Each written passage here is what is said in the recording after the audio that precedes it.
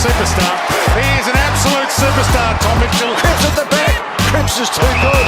Neil, yes! Oh, how good was that?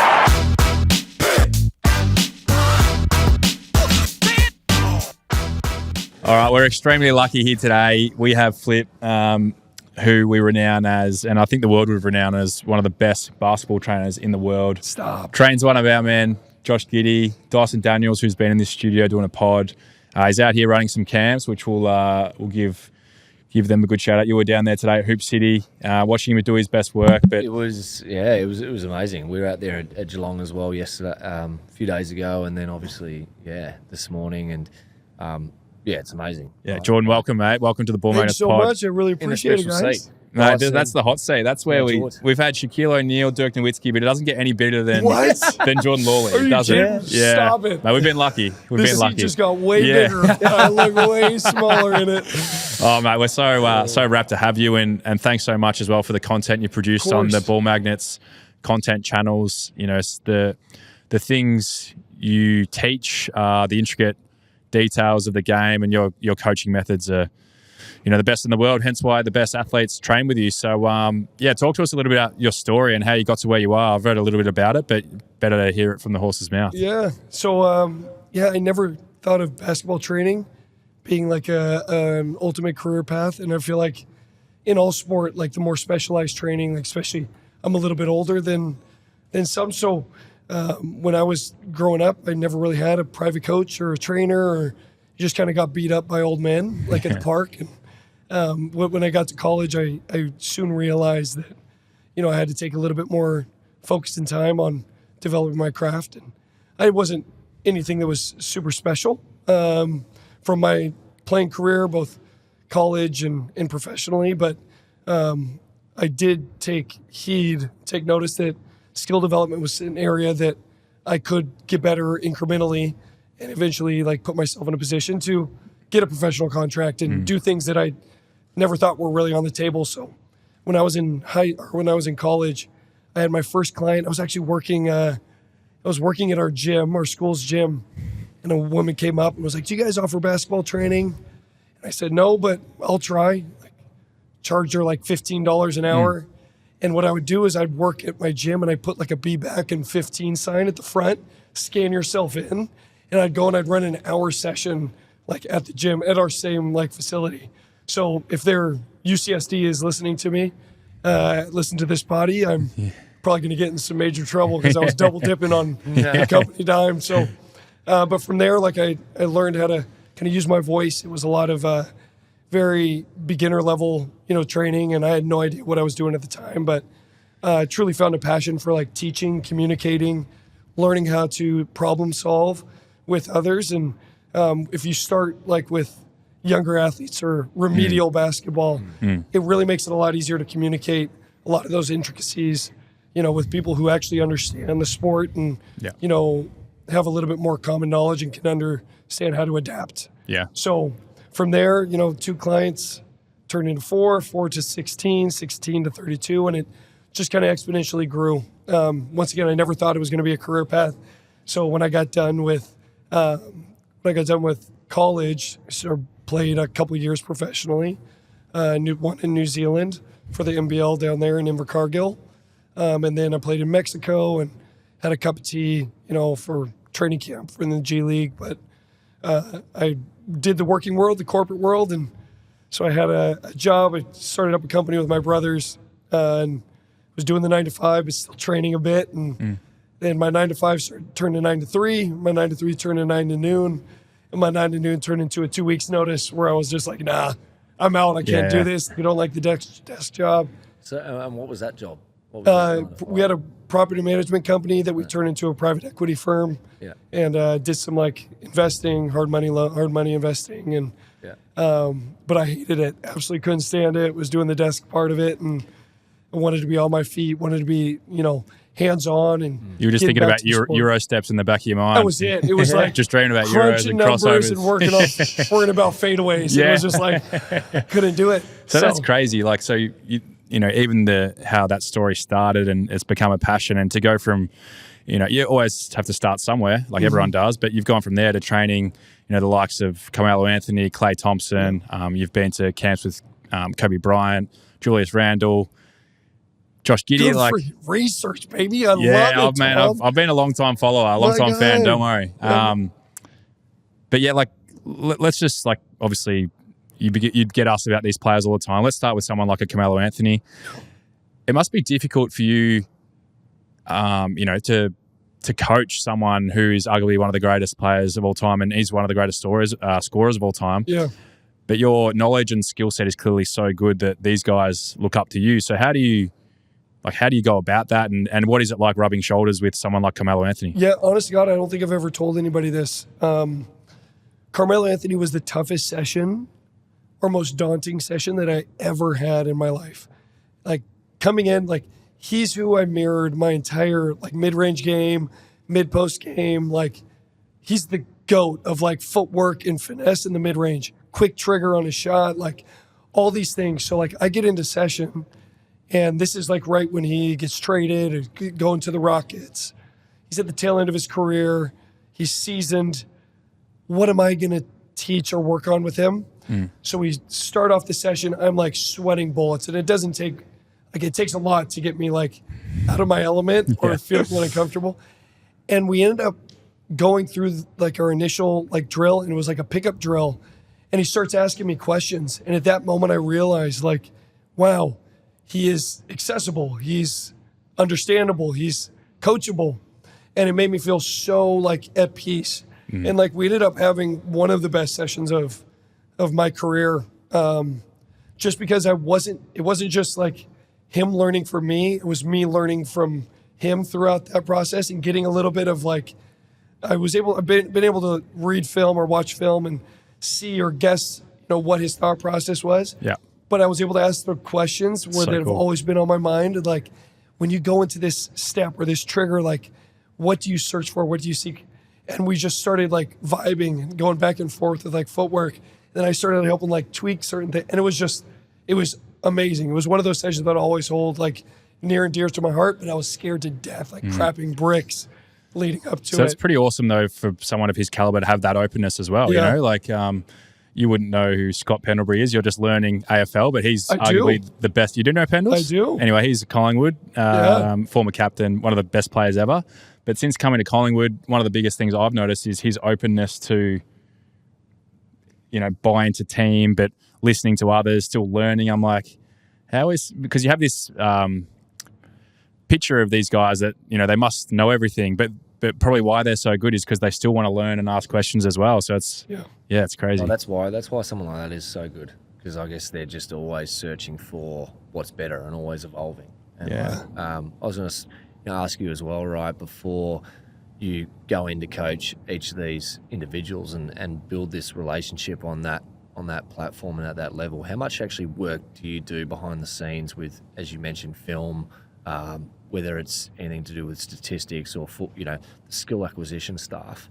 How much work do you do before you first engage with an individual, on a coaching level? Like what does it actually take, and how is that built up over time? There's a lot, and it's a lot less now, or it's a lot easier to digest now with synergies and all these different like resources to get film, and obviously every game being nationally televised and easily accessible.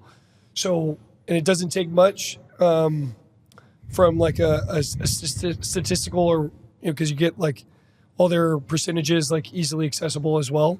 So we're able to read and digest that, look at pain points for their previous season, and then during the lead up time before our initial session, we always have a dialogue with whoever it is.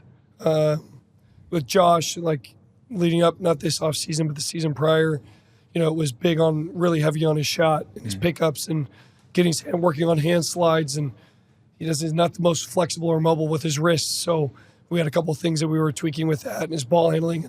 So we had a primary, secondary, and a tertiary areas of focus to really attack and hit home, and then different levels of attention to detail over the course of the 6 or 8 weeks that we were working together, where we made sure to kind of stay on task and stay on point. But a lot of behind the scenes, like making sure that we can get both sides to buy into it, because it's never just a one-way street. You always want to make sure that your athlete has, the first say in what they want to accomplish for that following season. They know their game better than anyone. And then we're a springboard to make sure that, their thought process is help. Like it's, their thought process has this statistical analysis and the film breakdown and the knowledge from, a non-blinder perspective to really hit the ground running with the things that maybe they need to work on. And sometimes that is it differentiates a bit. So we have to help kind of get them on the right track and help with it. Josh and I have always had a really strong relationship and understanding on kind of what areas need to be. So it's always been a pretty easy lead up to getting, moving forward. And with different athletes at times, is it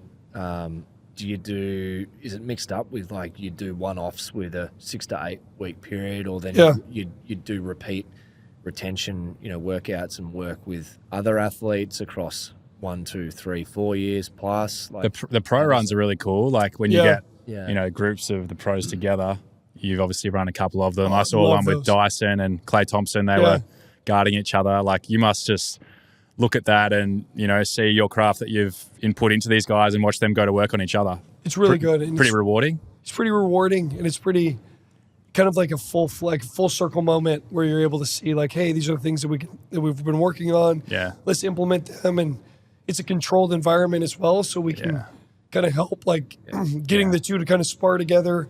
Also putting some other sparring partners out there that might give, the Dysons and the Clays a little bit more freedom and flexibility to kind of work on things that maybe a little bit more challenging or areas of focus for the off season. So it's really cool to kind of do that. And we run that, the whole off season. So we've been blessed to have guys like Chet and some amazing athletes come through the run. Zach Lavine and Pat Bev was just there, the week before.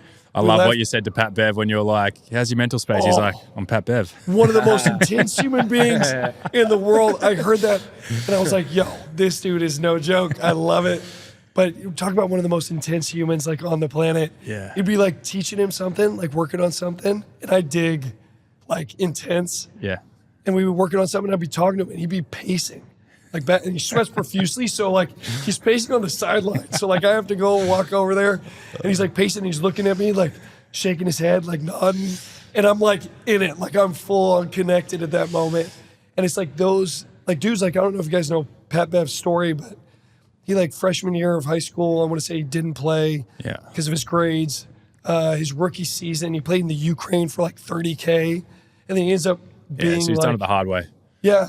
So he's which is probably why he's so ruthless and relentless on court. He's a scrapper. Oh, 100%. Yeah. But then you take that, and I think Pat Bev might be, honest to God, the nicest, most respectful individual on the planet. Comes into our gym.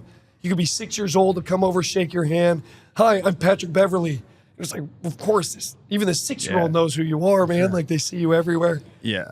But he's so respectful and one of the coolest dudes ever, but ultra intense. That's super interesting because similar in the AFL, there's so many personalities who, as soon as they cross the line and they're on the court or on the field, they're a completely different person. Yeah. Pat Bev's a prime example from what you're saying. He's intense, competitive, will take it too far at times, tech fouls things, and then as you're saying, a gentleman off the court. There's so many examples of that. I'm sure there's heaps of egos with the guys you've worked with. What about? Well, let's touch on Giddey because he's obviously in Ball Magnets. He's the connection here. So thanks, Giddey. Did we just go from transitioning from ego to Giddey? Yeah, let's do that. Go. There is a bit of ego in him. He doesn't mind. We went to a few of the games, the Boomers games, before they went to the World Cup, and him and Joe Ingles, they don't mind a scrap either. No, they don't. They get pretty intense. But what makes, in your eye, Josh so special? We're clearly biased. We're Aussies, but I think everyone can see he's already very, very good now, but how good do you think he can be? Can he be all-star 100%, caliber? Where do you think he's going to go? Well, besides the fact that he has the most gorgeous hair on the planet. He needs a haircut. Even in games, he's always doing this. He's so much, man. If I could count, we had there was one week where we had one of my assistants, Rock, count how many times he was doing hair flips middle of the workout. It's a stat. And it reaches staggering numbers. It's like 50, 60 times. So do you give feedback around that as part of a coaching point as well? Yes, I always tell him Pantene Pro V works great for your locks. You can go with that, or mane and tail, like whatever you want. But no, Josh, I feel like is a special talent, whether he's Aussie, whether he's Russian, whether he's American. Like, he's got so much size, obviously, and so much like IQ that there's stuff that isn't it's not teachable. His feel for the game, his ability to pass. Like, when we first started working together, the year prior to the Boomers' last Olympics or last Worlds, like, you could just see it. The stuff that we were doing, his intent, like the way he was able to, like, quick touches and passes and like spot open targets before they were even open, was extremely special. And I think the skill part is an easier acquisition than the IQ part. So he has size, he has the semi-athleticism. You can get up there. He's got the IQ, he's got the hair for it. Yeah. And he's got the Aussie grit, which for me, like, that's one of the reasons why I love working with Aussie so much. I've heard you talk about this. Yeah. My agent is his agent. So when I was playing, Daniel Moldovan was my playing agent. And like, I've always had a love for Aussie culture and obviously Aussie coffee. But the grit and the determination that you guys have, the pride that comes into, like, when you step in between those lines, like, you're not just playing for you, you're playing for your country. Regardless of whether you're actually playing for your country, it's like you have that pride to play. And I feel like Josh showcases that in moments. He had a couple of beautiful, like, flare-ups where in the middle of the game, like, he stepped up to a couple people. Would he have done anything? Probably not. But, the fact that he had that grit and like, he showcased, like, I'm not going to back down to anybody. Like, that's huge. So interesting point you make around that. Like, I've had a few conversations with you and a few other people we know in the basketball space, but, like, basketball on a global sense, right? How do you see it? I guess segmented or differentiating from region to region, right? You've got the NBA, which highly, there's high scores, highly offensive, with it's entertainment. Well, even the USA not getting a medal at the World Cup, that's staggering with their roster. Well, I mean, and you talk about Australia with the grit and, like, that, defensive probably mindset more so than, what naturally comes to life in the NBA, then, like, stuff in Europe and, like, the way that basketball's played there, where it's just super physical. Like, it's an amazing sport, right? And, like, you get all different individuals. How have you seen that?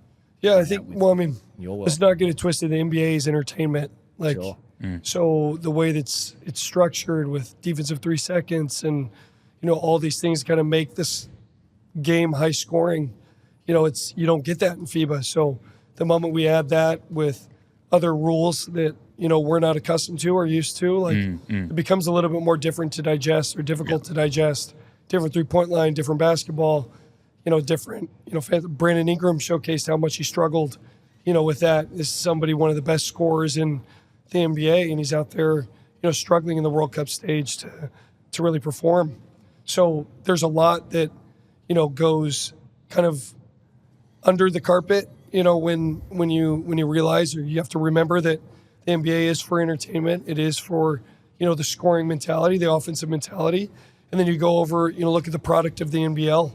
Like, they can make it as sexy as the NBA. You can infuse, international lifeblood, to get into the NBL to make it a global product.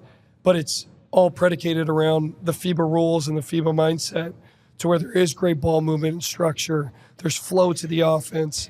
There is your prolific scorers like the Tyler Harveys or the Ian Clarks or the Matthew Dellavedovas for Melbourne United this year. Holy crap. Going off like 17 points like in 5 minutes or whatever. But it's like, so we're seeing, like, a lot of those amazing elements of the NBA that are getting infused to the NBL. But we look at it from, like, a product perspective as far as, like, regions are concerned. And then the teams like Spain's, the Lithuanias, like newly Latvias, Spain mostly.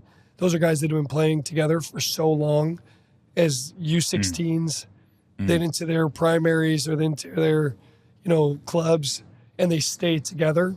So, I mean, they're a cohesive unit versus like our structure or our players that, are all competitors and they're all, challenging each other, and then they have to get force-fed to buy into the same team. So yeah, for sure. Carmelo was, he represented USA a lot. Can you see them putting together an almost like a super team for the upcoming Olympics? Do you think that will happen? Already done. Who do you think's going to play? Oh, everyone. Really? I really think there's going to be maybe 80% of the force that's kind of been out there. So like, LeBron, Steph, you reckon those guys will play? I think so. Wow. I think it was a statement. I think it was definitely an embarrassment to walk out and not have, the gold. And you look at like Canada's roster is almost dang near NBA dudes. Yeah. Like Dylan Brooks, SGA. Like Aussie.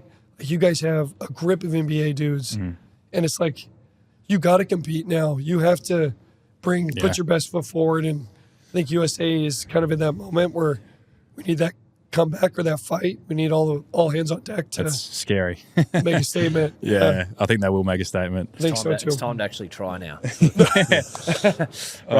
that thing off It's probably time Step Brothers when they walk in? They're like, "Oh, we're here to fuck shit up now." Yeah. Klay Thompson is another one you've worked with closely. Arguably one of the best shooters of all time. Yes. Talk to us about his characteristics. Obviously, he's someone from afar. You can see he's got the grit, the competitiveness. Like he hates to lose. He's got the skill set as well. How do you enhance his game with someone who's already such a good shooter and talk to him as a whole, as a player and person?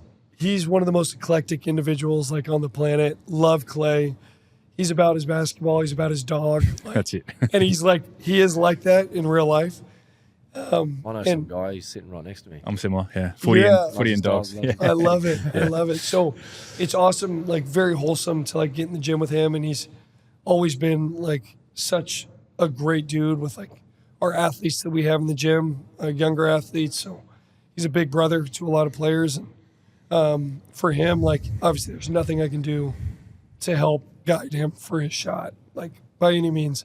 A lot of that groundwork was done with his father, with his shooting coach, Charlie Torres, back in the day. And, that was a ton of work that he put in. And like now, every time we get in the gym, it's just about refinement of certain ISO moves or ball handling series to kind of make him feel a little bit more comfortable. This is a guy that is going up to like 35, 36 years old now. And, he's at that part of his career where you don't need to teach an old dog too many new tricks. Yeah. But, he's been battling back from 2 serious injuries and getting that confidence, back is something that's huge. So like this summer, we talked a lot about his mindfulness and his mental space and getting back to like loving it again. And I guess such a huge thing to make sure that you continue to have like that late in his career. And he's hungry as ever to get another finals appearance and obviously another ring. I know he's really quick to jump the gun and tell everybody, we're coming back for that 5th ring. We're coming back for that ring. So he's in a great mental space. Had a great summer and worked his tail off. Even Draymond and CP3 have started working out together. I'm not sure if you've seen those clips. No, I haven't. Yeah, they've started working out. So, that's huge. Yeah, if they can get that whole roster flying, it's a scary proposition. They've been there and done it, and also, they just got the talent and the grit, I guess, to do it. Yeah. Who's your tip for? CP3 is an interesting pickup. Yeah. I love the vet mindset, but I'm really curious to see he needs the ball a lot. What can he play off the ball? Well, I mean, that's how he plays. Yeah. Ball touch, like ball in hands or ball possession. I think it'll be great for Steph and like Klay. Get open looks. He runs really well off the middle pick and roll, so it's going to free up a ton. But, look at his past years, like injury, staying on court, staying healthy is something that's like really huge. So if Warriors get, long into the playoffs, like how well is that going to, work for the squad? But I dig it. I think they're in a, hey, let's win this year mindset. So I think it could be it's a really interesting piece to have him on the roster. Yeah. I'm really excited to see how it plays out. Yeah, for sure.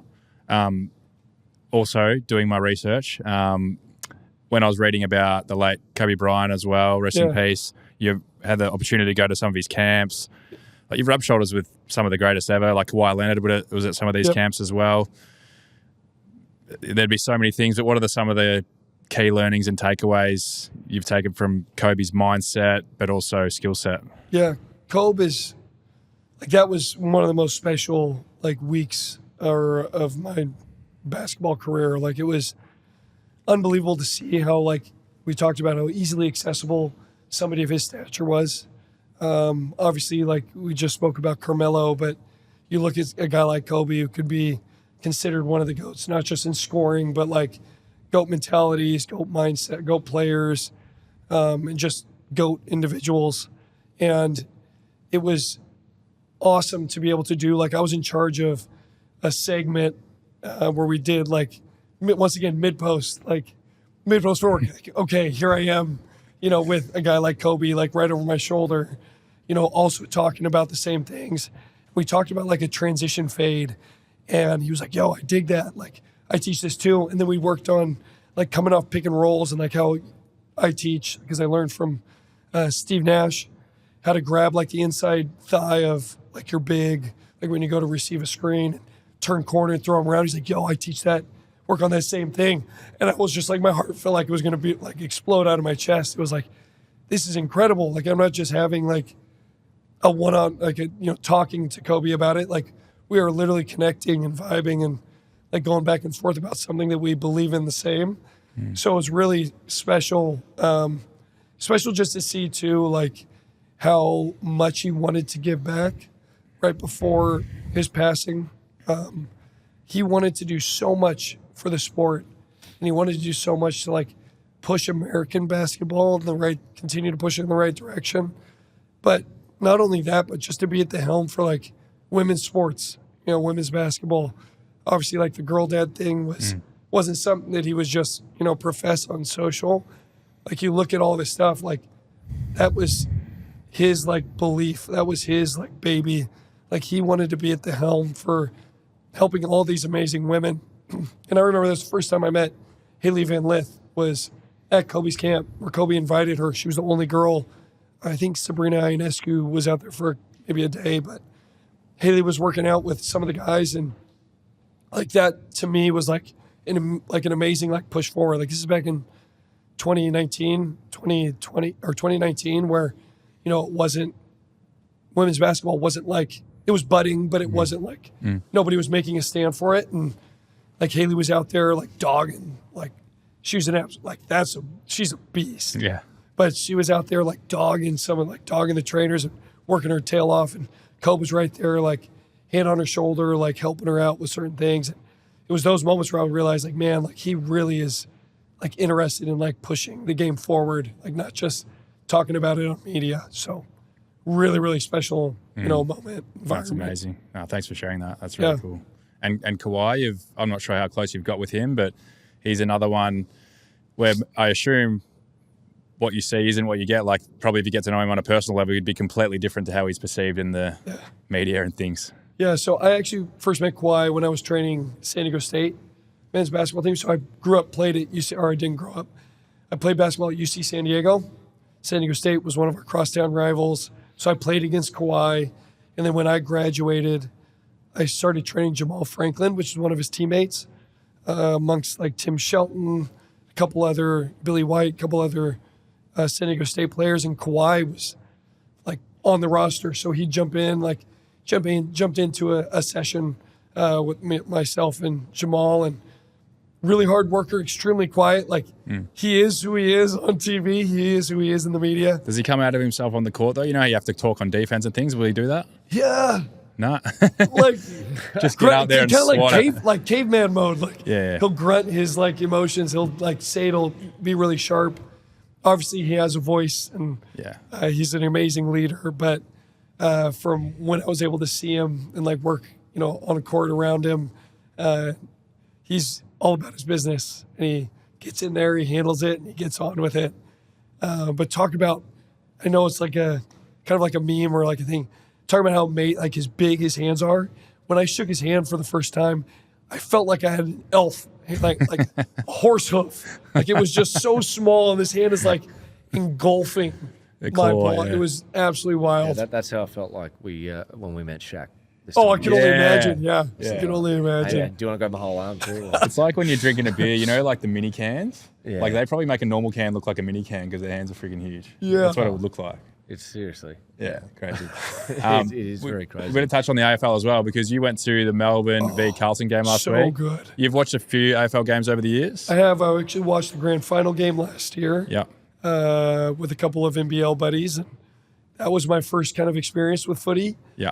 You can probably get out there and play. We'll throw him on a wing, I reckon. Yeah. I can torpedo. I can do a torpedo. I can handball. Matty Lloyd actually taught me how to handball. Yeah, cool. Which I heard he's a pretty good Maybe guy. me and Jay will run some wings programs. Yeah, Let's we get get it. you guys running For the the wings. pies. Yeah, Here we go. that would work. Let's Maybe get it. still- Back Will. cuts. Do you call it a back cut? Back cut. That still applies in footy, getting in the backspace. Yeah. Dude, I can He'd be do good it. at that. Yeah. Yeah, you got to get all the way back and all the way forward. Yeah.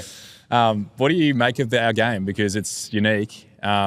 You'd still be figuring out all the little rules and things, Yeah. but as a spectacle, what do you think of AFL? I think it's great. I think I've never seen so much passion from the stands. I've never seen so much disdain for the umpires in the stands. When Like, we were texting, that's the one that thing you was said. like, it was like so wild. Like nobody's like really rooting for each other. They're just like rooting against the umpires or like the calls. It's mutual bonding. It's like mutual bonding. So it's like great to see that like interminglings, but so much passion, so much heart. Like you guys run, like God bless you. You must run like almost a half marathon like every game. About 16 kilometers. So like Yeah. 12, 11 miles or 10 miles, like Yeah, about that. it's nuts. Like Yeah. to see all the like movement is absolutely insane. And obviously the strategy that's involved with it, like Yeah. being able to kick that ball and like hit it on point while running. I still to this day can't figure out how you stride and throw that thing down and catch it. I keep on trying to do it. Yeah. Like Bubbles was trying to teach me. Talk to Mason. We had Dirk doing that. He couldn't work it out either. I can't get it. Yeah. So I figured out the kicking part. I figured out the handball part. Yeah. That's my next. Yeah. That's my next little tackle. And you had a Carlton hat on. You had a blue. I'm not sure who gave you that. I just picked it up from a bum. Yeah. Yeah. Okay. Well, we got something better for you, mate. Because we wanted to say Stop a big thank it. you. So this is you're a Collingwood man now. I'm a Pies guy. If we go all the way this year as well, this will be something special for you. But Stop it. this is signed by the team. This is for you. You serious? Yeah. So My guy. just a way of saying thank you. But So special. Thank you so much, no, man. that's all right. It's That's beautiful. yeah, it's the least we could do, mate. You've been awesome for us. I've loved this. I could talk all day, but I know he's got places to be. He's got a lot of things on in Australia. Yeah, I was going to say you've been with the kids and the young, next generation of talent, right? How does your mindset change much? Whether it's coaching the best in the world or the next up and coming talent, like how does how do you go about that? I feel like one of the really important areas of communication is understanding the level that you're talking to, or understanding talking to the individual. So understanding how to get down to the level of a 7-year-old or an 8 or 10-year-old. I believe was the youngest that we had. We had a couple people that suffered from anxiety in the sessions that we had. So understanding how to get to their level and, also understand that basketball is probably not going to be a lot of their profession. So how can I shape shift and, teach to what they're getting basketball, what they need basketball to be for their experience. A lot of times it's a release, from something they may be going through in their life. It's a way for them to, have that fulfillment, that enjoyment. And it's not my job to just tell them or to restrict them to saying basketball needs to be this for you. It needs to be experience for you. I used to lead with raise your hand if you want a scholarship. Raise your hand if you're about to play professional. If you're not, what are you doing here? Get out the gym. And it was that's when I was a lot younger and I started realizing that's not what I was intended for. That's not what my purpose is here. My purpose is to make everyone enjoy or have some love. I could be teaching footy. That's good. I'd be a horrible teacher, but I could be teaching footy, but I'd still give that same passion and understand that, not everybody's going to make it, but somebody's going to make it through another day, with their love that I pour into them, for that moment. So I feel like it does shape shift. It does change a bit. Yeah, and in that, it's probably cementing an attitude with the up and coming talent, whether it is basketball, whether it's another sport, or whether it's a totally other different career. It's the mindset of continuing to just show up and turn up. Yeah, that's the first step, right, towards actually getting somewhere in whatever you're passionate in, and that love.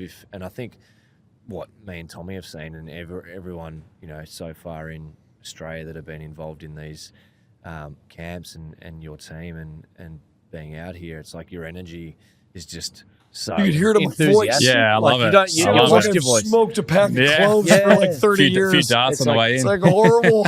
It's like, how can you not gravitate towards wanting to get better and actually being a part of that vibe and that energy? It's so infectious. Yeah, exactly. Is there anything, Jordan, you want to speak to the audience about? Obviously, you've got the camps out here in Australia. What you're doing in the States is amazing. Is there anything you'd like the audience to look into, or in terms of what you're doing? Yeah, I mean, we're going to be out here a lot more. Like I say it a lot. I must have said it hundreds of times on different podcasts and different outlets, but like Australia has so much of my heart, my family's heart. We love coming out here.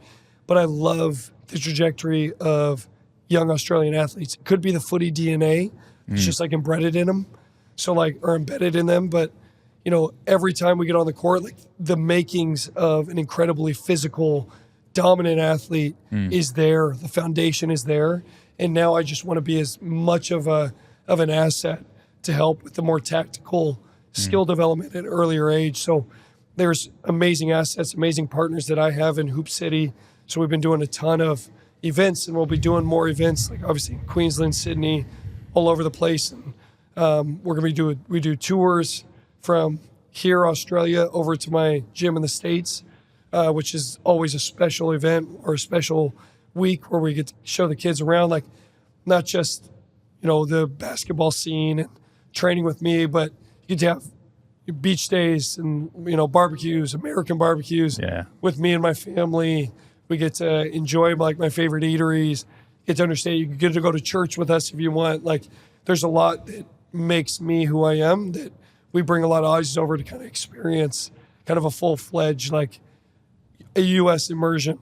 Awesome. So that part is really cool. We'll have the Boomers over, should have the Boomers over, fingers crossed, before the Olympics down in Irvine. So I'll be doing some with some groups. So a lot that's going on. Obviously, Aussie side, like it's all going to be run through Hoop City. So we're going to have a ton of activity, ton of action with you guys. And I'll be back in January on holiday. So how good's that? We might have to, we'll be in off season, but maybe we'll come for a few barbecues. We can just cook the sausages or something. Go. Yeah. Say when. That'll be, we're coming over in October to the States. We're going to see Josh, Let's go. Yeah. You guys going to just stay in OKC? Where are you from? Which part of, like, where Orange County, the best Orange part County. of California. The OC, great TV show, by the way. Great TV show. Iconic. And that's where the gym is too? Yeah. Yeah, cool. All right, let's look into that. OKC sucks. Yeah, there's not much going on. What? There's not much going on. How many days are you going to spend out there? We're there for one night. It's in and out. We're just saying Josh because we're going to be in Austin, Texas. Austin's cool. Austin's gorgeous. We'll be in Austin and then we'll pop hold on. When are you going to Austin? We'll be there for Austin City Limits, ACL. October 12th. Yeah, around there. I'm there October 18th.